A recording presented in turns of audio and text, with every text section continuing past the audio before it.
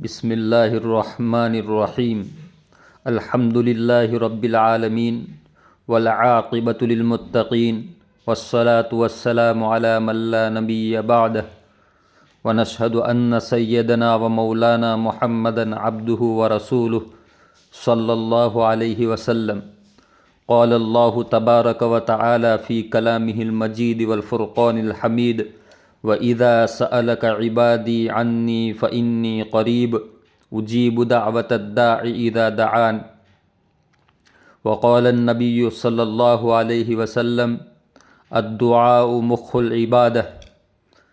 یہ ویڈیو دعا کے بارے میں ہے، اس لیے دھیان سے سنیے اور اللہ تعالیٰ مجھے بھی اس ویڈیو کو سن کر عمل کی توفیق عطا فرمائے اور آپ لوگوں کو بھی توفیق عطا فرمائے، آمین۔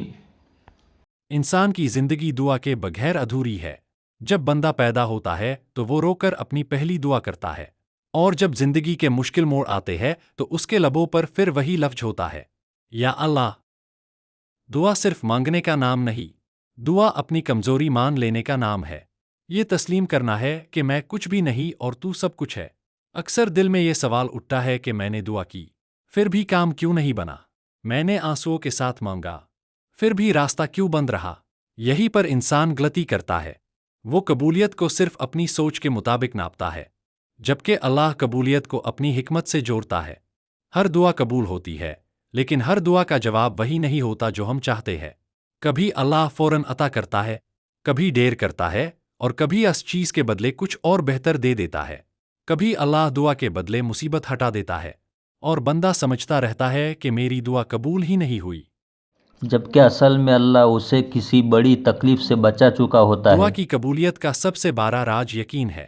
جب بندہ صرف اللہ کے لیے مانگتا ہے، بنا شکوہ کیے، بنا شرط لگائے، تو دعا میں نور آ جاتا ہے۔ جب بندہ کہتا ہے، یا اللہ اگر یہ میرے لیے بہتر ہے تو عطا فرما، اور اگر نہیں تو مجھے صبر دے، تو یہ دعا اللہ کو بہت پسند ہوتی ہے۔ کبھی کبھی دعا اس لیے قبول نہیں ہوتی کیونکہ بندہ صرف مانگنا جانتا ہے، رب سے رشتہ نہیں جوڑتا۔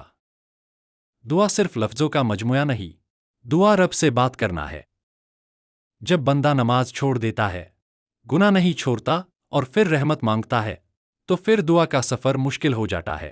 اللہ بندائی کو اس وقت آزماتا ہے جب وہ اسے اپنے قریب لانا چاہتا ہے۔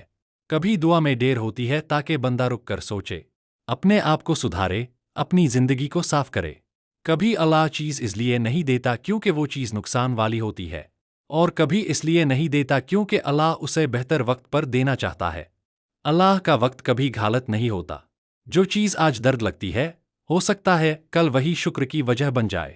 اللہ پہلے دل کو تیار کرتا ہے، پھر نتیجہ دیتا ہے۔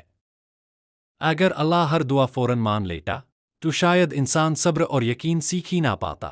دعا وہ پال ہوتا ہے جب بندہ سجدے میں ٹوٹ کر اللہ کے سامنے جھک جاتا ہے اور کہتا ہے، یا اللہ مجھے نہیں پتا میرے لیے کیا بہتر ہے، تو جو چاہے وہی کر۔ یہ جملہ دعا کو عبادت بنا دیتا ہے۔ یہ یقین دعا کو قبولیت کے قریب لے آتا ہے۔ اس لیے اگر آج تمہاری دعا پوری نہیں ہوئی تو مایوس مت ہونا۔ شاید اللہ تمہیں کسی بڑی رحمت کے لیے تیار کر رہا ہے۔ شاید اللہ تمہیں اس درد سے بچا رہا ہے جس کا تمہیں علم بھی نہیں، اور شاید اللہ صرف تمہیں اپنے قریب لانا چاہتا ہے۔ دعا کرتے رہو، شکر کے ساتھ، صبر کے ساتھ، یقین کے ساتھ، کیونکہ جو رب دعا سنتا ہے، وہ رب کبھی بندائی کو خالی نہیں چھوڑتا۔ آمین۔